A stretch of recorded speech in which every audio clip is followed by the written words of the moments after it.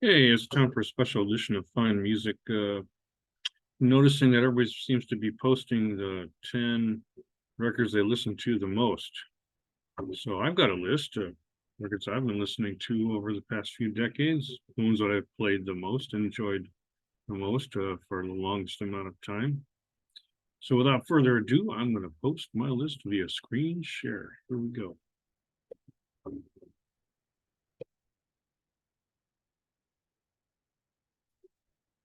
And here it is. Okay, you know that this channel is Fine Music 8797. Fine Music. We're also a group on Facebook. You can join us and post your own favorite music. Oh, yeah. Hey, you might have noticed already that it's not 10, it's a baker's dozen. I couldn't narrow it down any further because these lucky 13, are lifelong favorites. Like that first one there, Mike Oldfield's Discovery. Now, I know it's pretty hip to like his instrumental albums, but this is my personal top 13.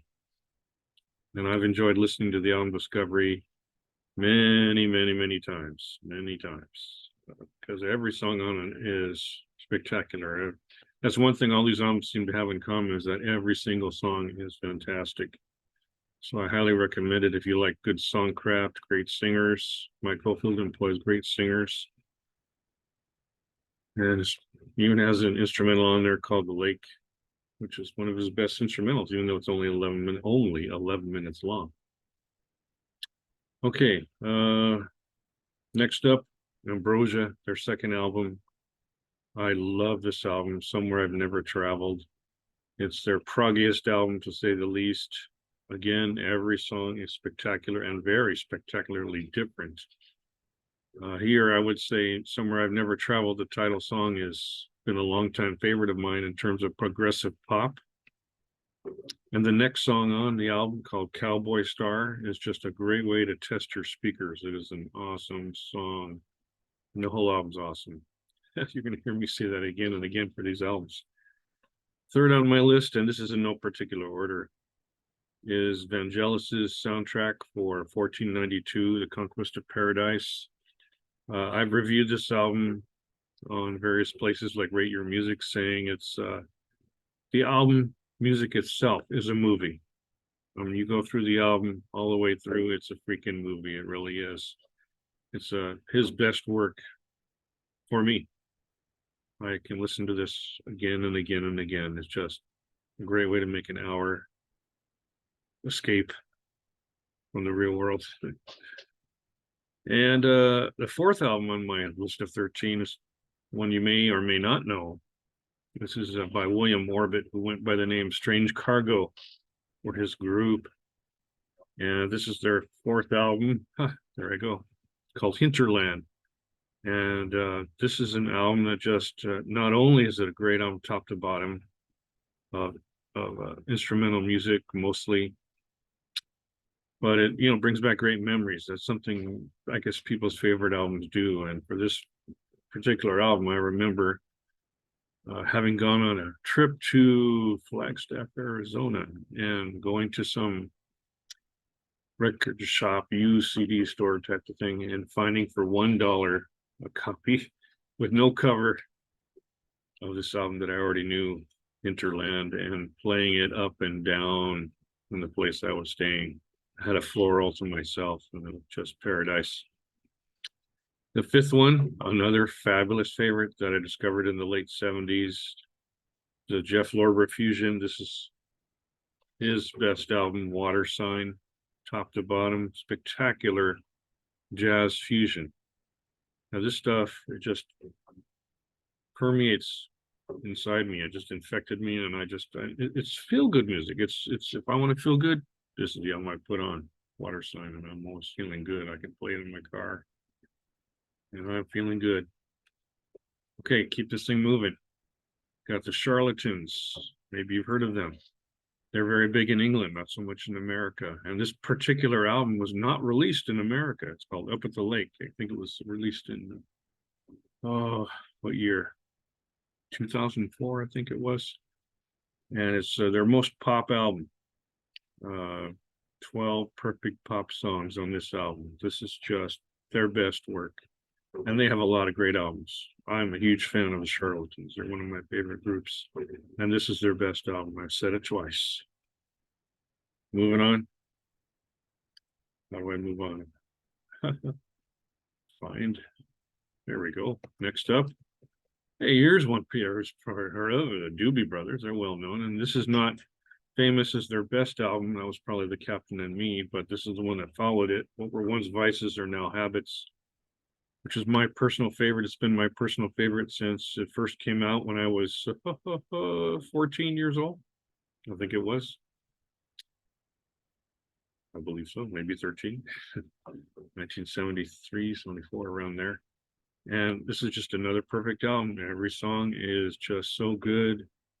Not as many hit singles as some other albums by them, but this is just a great album, top to bottom. I can listen to it all the way through. It puts me in a good vibe. You know, makes me feel good. Another one of those albums that makes me feel good. Can't recommend these albums enough. Okay, where am I now? 1, 2, 3, 4, 5, 6, 7. Okay, so this would be number 8. Oh yeah, Simple Minds. This is an album that didn't really get any traction in America, surprisingly enough. Street Fighting Years, I had the song on it that was a worldwide #1 hit in many countries.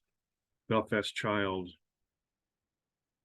which is a version of She Went to the Fair. I think that's what it's called, instrumental. And he put his words on it. Belfast Child. It's a fantastic song, and the album's a fantastic album. I just love this album. It's probably the most progressive of all the Simple Minds albums.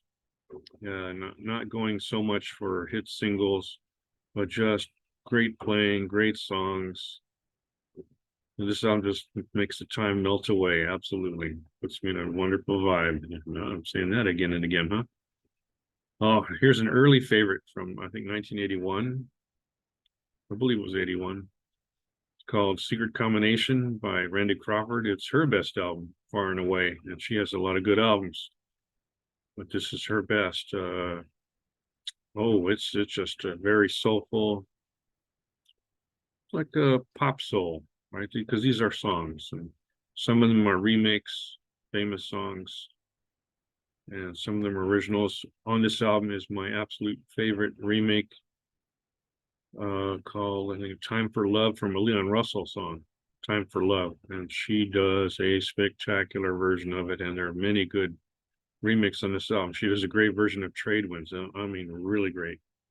I love this album top to bottom, up and down, and it's just feel good listening. Yeah. I like the stuff that's pleasant to my ears. What's next up? Oh, speaking of pleasant, yeah, this might be the most pleasant of all these albums. Now, Raphael's an artist you probably haven't heard of. It's not the Spanish singer or whatever. This is a guy who's from California, actually. I think he was raised by nuns or something, as the legend goes. And so he makes this music that's instrumental, kind of hymnal, kind of takes you to heaven, very ethereal, but also erotic at the same time, too. So this is an album that I have to admit I like, because it also brings back great memories of being massaged by my lover. But it's just beautiful, beautiful music. And this is Raphael's most consistent album. He only made maybe 3 or 4 albums. This is the most consistent one, Music to Disappear Into 2. All right. We almost done? I think so. I've lost count. Peter Gabriel. There's a well-known name. Genesis is great. Peter Gabriel's great. Peter Gabriel doesn't make bad albums. This is his second one, called Peter Gabriel, right? This is the one with the scratchy hands. And I think Robert Fripp helped produce it. But I love this album top to bottom. It has got great songwriting, interesting songs. The musical craft is spectacular. Peter Gabriel, I've joked about this with many people. He could sing "Do You Know the Muffin Man," and he could make it, pretty soul gripping.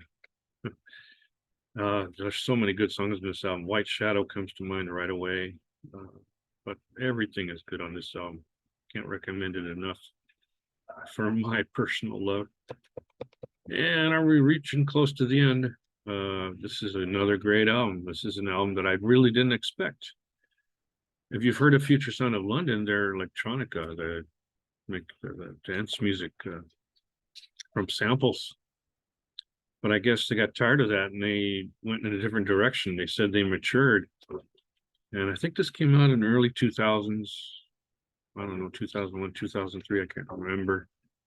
But it's called The Isness. And they also have an alter ego identity, amorphous androgynous. Okay, so there's two versions of this album, The Isness, one by Amorphous Androgynous and one by the Future Sound of London. And they're different. The songs are mixed differently and everything. And I have to admit, this mix, Future Sound of London, is perfect mix. And it's just perfect album from top to bottom. And this is not just so much electronic dance at all. It's more hippy dippy. Yeah, you heard right. It's psychedelic, mostly instrumental. Fantastic album. I can't listen to it enough. And this is definitely the last one, the 13th in the Baker's Dozen. This one is I guess, a teenage favorite from 1976 when I was a junior in high school. This was kind of my soundtrack, I guess, simply because I played it so much. Bad Company, Run with the Pack. What I love about this album is it's a dichotomy of hard songs and soft songs. One hard, one soft, one hard, one soft. And the whole album kind of goes like that. And every one of them is solid. A lot of people don't think it's their best album because it doesn't have as many singles on it. But this is the one I can listen to with consistent quality all the way through. And maybe that's a hallmark of all of these. So I'm just going to run through the list one more time by shrinking it down. Let's see if I can do that. Shrink it down. There we go. Try to show you the whole thing. Almost the whole thing. Got to go down a little more. It's hard to see these. Get to 120. Here we go. Okay, so that's your default size. Yeah. All right, so again, if you know anything about these artists, or if you don't know anything about the artists, I highly recommend them. There's a lot of pleasant music here. A lot of it rocks. A lot of it is ethereal. I get those. That's my dichotomy. Maybe it's yours. So can't go wrong.